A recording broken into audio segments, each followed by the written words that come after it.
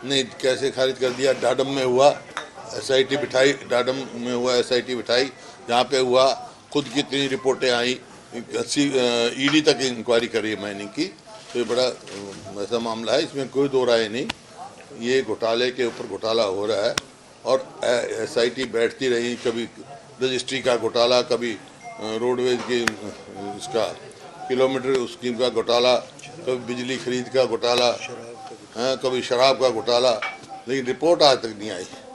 तो ये इस वास्ते जो है ये कहना बहुत आसान है, लेकिन जो हमारे सैनी साहब कह रहे थे और बत्रा साहब कह रहे थे माइनिंग में, उन्होंने बताया, गांव का नाम बताया कि फलाने गांव में 200 एकड़ ज़मीन जो है, 200 एकड़ है कितनी कह रहे थे? हाँ, उसकी उसकी मिट्टी उठा ली पंचायती ज़मीन की। वो तो उस बात की कह रहे थे। तो ये आपने बताने कि भाई इतनी कमाई तो हो, लेकिन जो सवाल ये इलीगल माइनिंग कितनी हो रही है, इस बात का सवाल है। इसमें कोई बात नहीं, शक की बात नहीं, हजारों करोड़ की इलीगल माइनिंग हो रही है। ये जो ये कहा जा रहा है कि 30 एमएलए कांग्रेस के पास है, अविश्वास प्रस्ताव पारित नहीं होना है, फिर भी कांग्रेस अविश्वास प्रस्ताव लेके आई है। कुछ लोग इसको ये कह रहे हैं कि ये जानबूझकर सरकार का पक्ष दिलवाने का पक्ष था। सोशल मीडिया वैसी बातें हो रही है। ऐसा है, ये बताएं, लीडर ऑपोजिशन के नाते ऐसा है, ये मकसद क्या था? ये अधिकार है, ये सबको पता होता है बहुमत कहाँ है, हमारे को भी मालूम है। और हर सरकार में पहले भी हमने डाला था वो विश्वास प्रस्ताव। वो एक मौका होता है कि इनकी हम खामियां गिनाएं विश्वास प्रस्ताव में, सरकार की फेलियर्स, क्योंकि नॉन परफॉर्मिंग सरकार है, हरियाणा में काम कुछ नहीं कर रही, जनहित के कोई फैसले नहीं लिए। ये बातें, इसके लिए हम विश्वास प्रस्ताव लेके आए थे। बाकी नंबर का हमारे को मालूम है। सर 30 विधायक तो आपके पास है, लेकिन कोई निर्दलीय विधायक या और दूसरे विधायक, आप लोगों ने कोई समर्थन मांगा था? नहीं, हमने किसी से संपर्क नहीं किया, क्योंकि हमारा मकसद जो है जो था बता दिया आपको। एक जो एचपीएससी और एचएससी का कल भी इशू उठाया था, बत्रा साहब ने आज भी इशू उठाया है, ये जबकि सरकार इसको पर्ची खर्ची की बात करती है, कल आपने भी कहा कि पर्ची खर्ची की बात करते हैं, आप बताओ क्या ये इशू कैसे रिजॉल्व होगा? मतलब पर्ची खर्ची की पहले चलती थी, देखिए पहले कहाँ चलती थी? वो कहते हैं यार, हम कह रहे हैं, हम कह रहे हैं अब चल रही है। अब नहीं चल क्या रहा है, अब तो खर्चा और पर्चा चल रहा है। और मतलब करोड़ों रुपए एचपीएससी के दफ्तर में पकड़े गए, सबऑर्डिनेट सर्विस कमीशन का चेयरमैन को सस्पेंड किया गया। और आपका इस हिसाब से देखो ना, वो चैट की बात हुई थी, कल स्पीकर साहब ने कहा था, जब मैंने कहा था कि उसमें टेलीफोन नंबर लिखा हुआ है, तो कहा मैं कहूँगा इंक्वायरी कराएं, तो आने दो उसकी रिपोर्ट क्या किया। तो इसमें क्या शक की बात है? मतलब इस सरकार ने तो नौकरियां जैसे इसकी परचून की दुकान होती है ना, ऐसे बेची गई है। लेकिन ये जो आपका जो कॉमन सर्विस सेंटर है, जो वरुण चौधरी ने कहा, वरुण चौधरी ने कॉमन सर्विस सेंटर बना रखे हैं, वहाँ पर नेट नहीं है, लोगों को बड़ी दिक्कत हो रही है। सरकार कह रही है हमारी बहुत बड़ी सुविधा है, सुशासन है, डिप्टी साहब का बहुत बड़ा सुशासन है। इसको आप कैसे नजरिए से देखते हैं? नहीं चलो, नहीं, परिवार पहचान पत्र और ये प्रॉपर्टी आईडी और मेरी फसल मेरा ब्यौरा, ये सिर्फ जनता को तकलीफ करने वाले हैं, इनका लाभ नहीं है। आज 2 लाख जो हैं खाली पोस्ट पड़ी हैं, एम्प्लॉयमेंट दे नहीं रहे और ऐसे काम कर रहे हैं। और इनका कभी पोर्टल हो, कभी पोर्टल नहीं चलता जब समय आए, कभी कुछ है, तो दिक्कत वाली बात। आपने हाउस में किसानों की बात भी उठाई, एमएसपी कल एक किसान की बात भी की है जी, कल एक किसान की डेथ भी होगी, हमने हाउस में बात भी उठाई है। तो जो बॉर्डर बंदी की है, नेशनल हाईवे बंदी की है, इस पे वो बड़ी दुखद है, किसी की मृत्यु हुई है, मैंने आज अखबार में पढ़ा है। तो जहाँ तक सवाल है किसानों का और उनकी मांग का, मैं क्योंकि उन्हें दो दिन का और समय उन्हें मांगा है, और मेरा उसमें आग्रह है केंद्र सरकार से भी इनसे बातचीत द्वारा उनका समाधान करें और किसानों से भी मेरी वो है शांति कायम रखें। और आपने मुख्यमंत्री को भी कहा है कि इसमें मतलब हाथ बढ़ाएं, तो उसका मैंने कहा पूरे हाउस को कहा मैंने कि किसानों की समस्या है, समाधान करने में हाथ बढ़ाए, बातचीत के द्वारा समाधान निकल जाते हैं। 2 दिन बातचीत का समय है, जो भी जिसका भी। तो स्टेट का इशू नहीं है ना सर, सेंटर का इशू है। स्टेट का इशू नहीं है, स्टेट के लोग इन्वॉल्व हैं भाई। स्टेट का इशू क्यों नहीं, किसान का है। किसान स्टेट में भी है, वो सारी स्टेटों में है। ये कल पंजाब के चीफ मिनिस्टर ने भी बोला है कि बहुत अन्याय हो रहा है हमारी तरफ, कर रहे हैं, ये डेथ हुई है। उनका ये भी कहना था कि हरियाणा पुलिस नहीं रोकती तो किसान शांतिपूर्वक चले जाते। और किसानों को हम तो यही अपील करें भाई, शांति रखें, टकराव से फायदा नहीं है किसी भी उसको, और इसका समाधान निकलना चाहिए। केंद्र सरकार तुरंत, उन्होंने इनवाइट भी किया है किसानों से बातचीत को लिए, 2 दिन दिए हैं।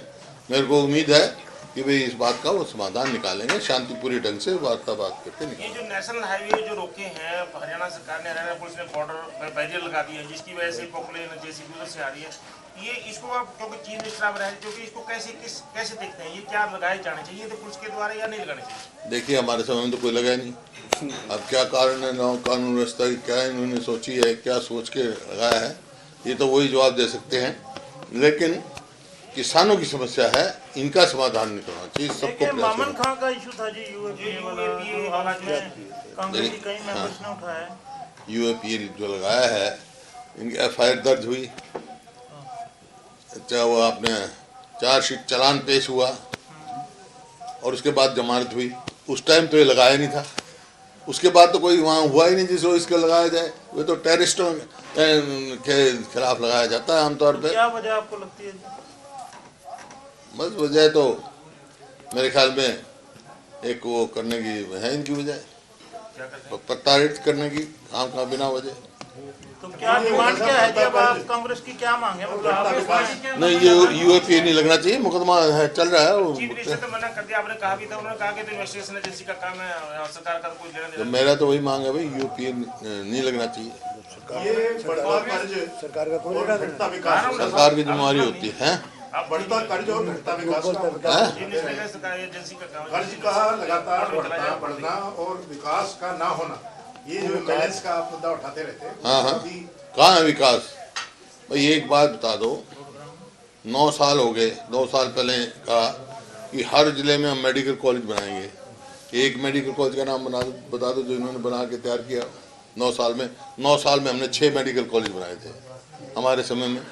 इतनी यूनिवर्सिटी बनाई थी, इतने केंद्रीय संस्थान लेके आए थे, इतने, क्योंकि शिक्षा और स्वास्थ्य 2 चीज़ हैं जो एक विकास का प्रतीक होते हैं। जो हमारा प्रदेश प्रति व्यक्ति आय में, प्रति व्यक्ति निवेश में और नौकरी देने में, कानून व्यवस्था में और खेल और खिलाड़ियों में पूरे देश में नंबर 1 था, इसमें कोई दो राय नहीं। आज नंबर 1 हो गया हमारा बेरोजगारी में, महंगाई में, अपराध में तो खुद आपने देखा, किसी अपराध में नंबर 1 है, किसी में 2 है, किसी 3 है, ऊपर की 2-3 स्टेटों में पहुंच गया। और ये नहीं है, आपने उनसे कहा जो अपना इंडेक्स है उसने डिक्लेयर किया है कि हरियाणा को असुरक्षित डिक्लेयर किया है महिलाओं के लिए। तो ये जब स्थिति हो गई, खेल और खिलाड़ियों की आप देख रहे हैं, अभी मिले थे मेरे खिलाड़ी, उनका जो हमारी नीति थी उसके हिसाब से अनुसार से ना तो उनको पद दिए जा रहे, हमारा था पदक लाओ पद पाओ, उस पर अमल नहीं किया जा रहा। और हमारी जो खिलाड़ी जो पूरे देश का नाम जिन्होंने ऊपर किया, सड़कों पे किस तरह घसीटा गया दिल्ली में, तो हर वर्ग इससे परेशान है। सर, कल वित्तीय वर्ष 2024-25 के लिए बजट आ रहा है हरियाणा का। बतौर लीडर ऑफ अपोजिशन और सिटीजन ऑफ हरियाणा, आपको क्या उम्मीद है बजट से? मेरे को उम्मीद नहीं, कर्जा बढ़ा रहे हैं, काम करेंगे। देखिए जीएसडीपी की जो प्रोपोर्शन देखी जाती है वो कर्जा इन्होंने बढ़ाने का काम किया। ये जो बिजली के बारे में कल जो चर्चा हो रही थी और कांग्रेस एमएलए ने कहा कि एक भी यूनिट इस सरकार में बिजली के उत्पादन का प्लांट नहीं लगा, नहीं लगा, कहाँ गए? नहीं लगा। चीफ मिनिस्टर ने जवाब ये दिया था, पहले हमने प्रेस कॉन्फ्रेंस दिया, कल विधानसभा में दिया कि हमें कोई ज्यादा वो नहीं थी, प्लांट लगाने को तो महंगी पड़ती थी बिजली। अब फिर ये क्यों 800 वो लगा रहे?